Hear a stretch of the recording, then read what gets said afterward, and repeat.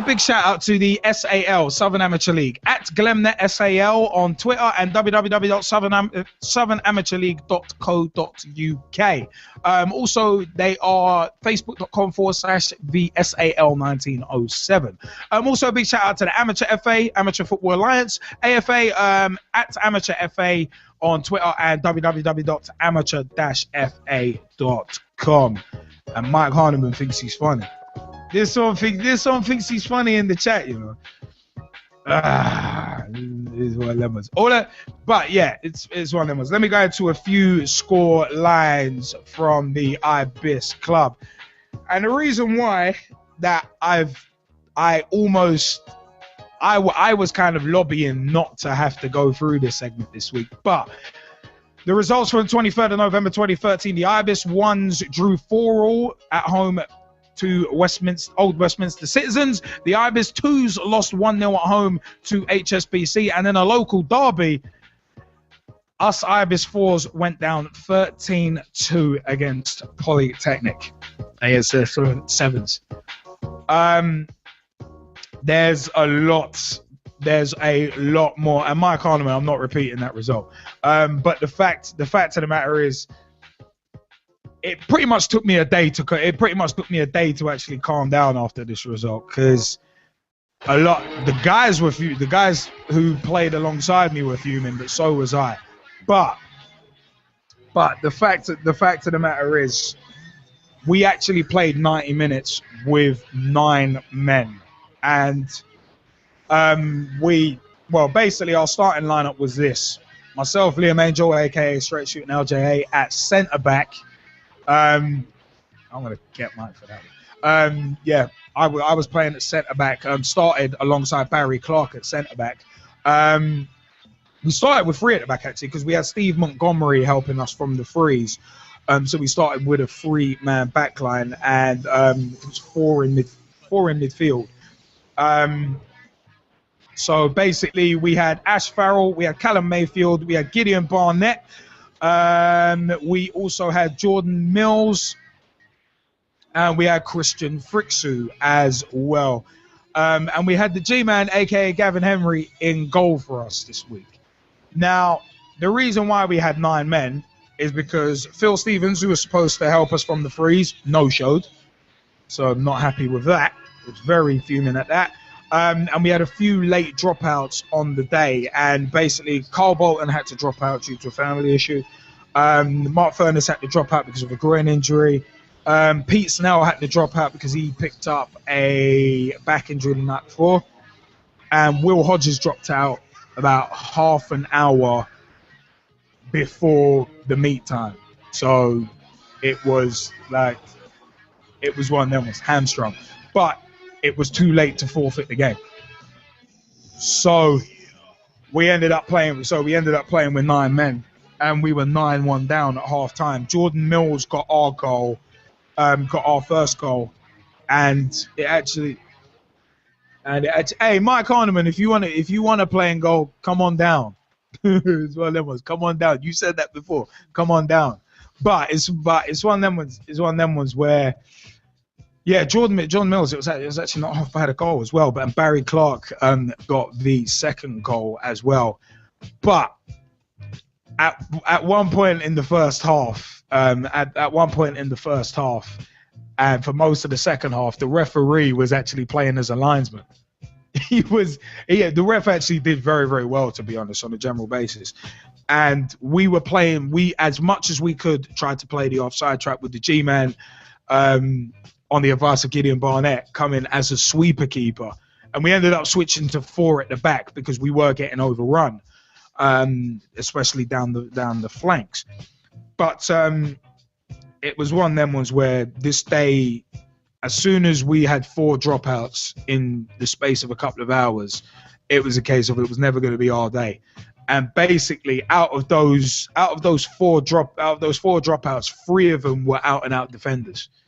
So as plans will go awry, as Magnum TA said in the Rise and Fall of WCW. Yeah, plans went out the bloody window.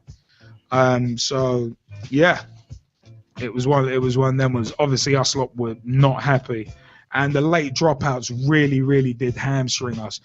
Availability was sparse throughout the club. I mean, the ones had to call in some guys who had previously taken their ball and gone home, in the words of The Rock about Steve Austin in 2002.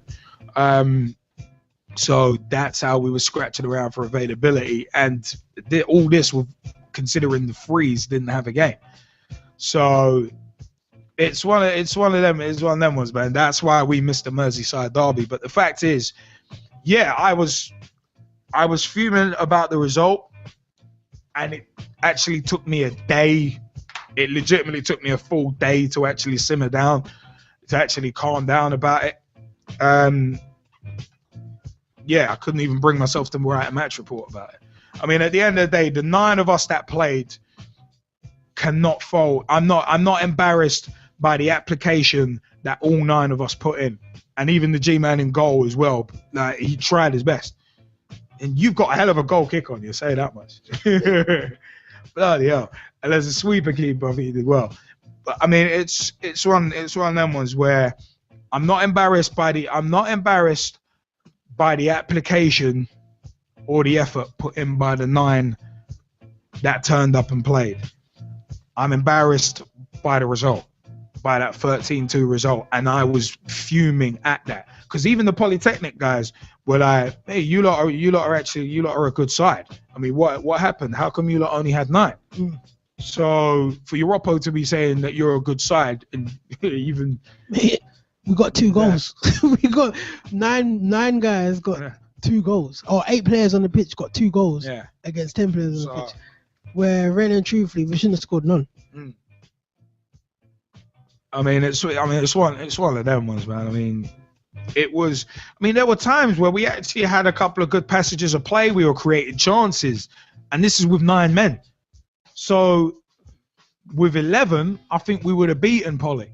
With 14, I think it would have been a nailed-on victory. But with 9, it was always going to be an uphill battle. So, and I didn't want to play like, 11 behind the ball and let's try and do that. Yeah. But let's just be, if we were being serious, all they were doing, just think about it, all they were doing was just lobbing the long ball and getting balls over the top and getting runners to run through. That's all they were doing. It wasn't like they were trying to play expansive, great football. It wasn't.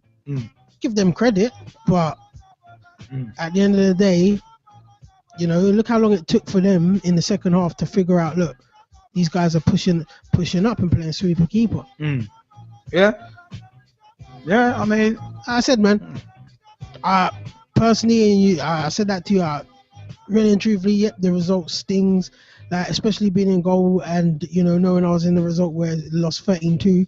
But at the end of the day, to me, it's like, I see it as a credit at the end of the day. One, you know, a striker scored, you know, also, 2 strikers scored, Baz as well, Jordan, you know, plus defensively got the act together in the second half, conceded less goals, and, you know, the team didn't implode, the team didn't start arguing and bitching at. Yeah, there wasn't that. No, there wasn't that. You know what? It's one of them. It says a lot. I've said before that there's so much fight within us. I mean, look at when we were down at South Bank and we were unlucky to lose 4-3 against the team top and flying. It's one of them ones. We were unlucky, and the fact of the matter is, there's fight in the team. It's just that we had 9 men, so it was always going to be difficult. The fact of the matter is, I am still sore as anything from that. I mean, picked up a little bit of a toe injury from it, but my hamstrings and my quads are killing me at this moment. So it's one of them ones. I mean, it was a hard shift.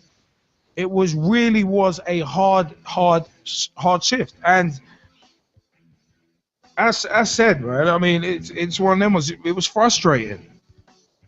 It was utterly frustrating.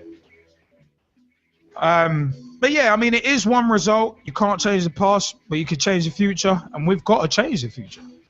We've got to. We're gonna have to do it. We're gonna have to do it sharpish.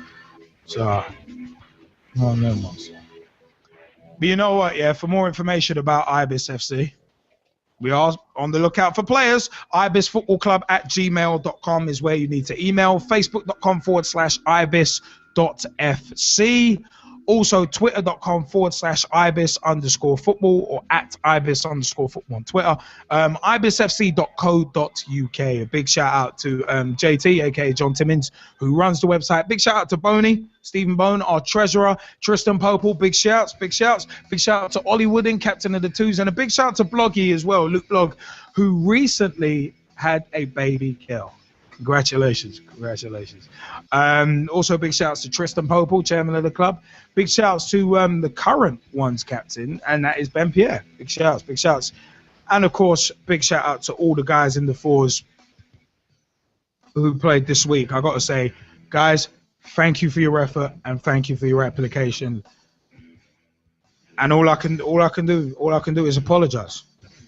All I can do is apologize for those who dropped out and dropped out late. I apologize. That's all I can do, because at the end of the day, I'm the one falling on my own sword. So I apologize. I apologize for putting you guys through it. If you think you guys were ticked off about that result, I kind of still am seething about it, just going over it now. So it's one of them ones, man. So nah, I'm not resigning. Oh, Mike Holloman, you're funny. I am not resigning. What doesn't kill you makes you stronger. And that result, as bad as it was, it only emboldens my quest to make the fours a success. So the fact of the matter is, I'm not a quitter. I mean, forfeiting that match on Saturday didn't even come into my mind. I was like, you know what? At the end of the day, if I go down, I am gonna go down swinging. And in the words of John Sitton, I'll go down by doing it my way. So it's one of them ones. So it's one of them ones. But match days are Saturdays, anywhere within the M25, and training is every Wednesday from 7:30 p.m. until 9 p.m. at the Battersea Park all-weather AstroTurf pitches by the Children's Adventure Playground. But we move on to one of the other sides we feature in the grassroots segment, and that is Haringey Borough Women's FC. They're located Coles Park, White Hart Lane, Tottenham, London N17 7JP. And Facebook.com. They're also on Facebook, Haringey Borough Women's FC. Private group. I'm sure if you ask nicely, they'll let you in. At HBWFC 1 on Twitter, and their website is www.haringeywomenfc.co.uk. They train on Tuesday and Thursday evenings from 7:30 p.m. until 9:30 p.m. at Northumberland Park Community School, Truelock Road, London N17 0PG, and their match days are on Sundays. That's the same as Stevenage Borough Ladies FC. www.clubwebsite.co.uk/Stevenage Borough BOROFC. Stevenage Borough Ladies FC are on Facebook as well, so search for them. Their first team are in the Eastern Region Premier Division for 2013-2014, and their reserves are in the Eastern Region South League for this season. They play on Sunday afternoons, and their home pitch is the Codecote Sports and Social Club, Berry Lane, Codecote, SG48XX. So big shout out to Dave Potter, one of the managers there as well. But it's one of them ones, the grassroots segment. That is the grassroots segment. And you know what? Yeah, I said frustrating defeat.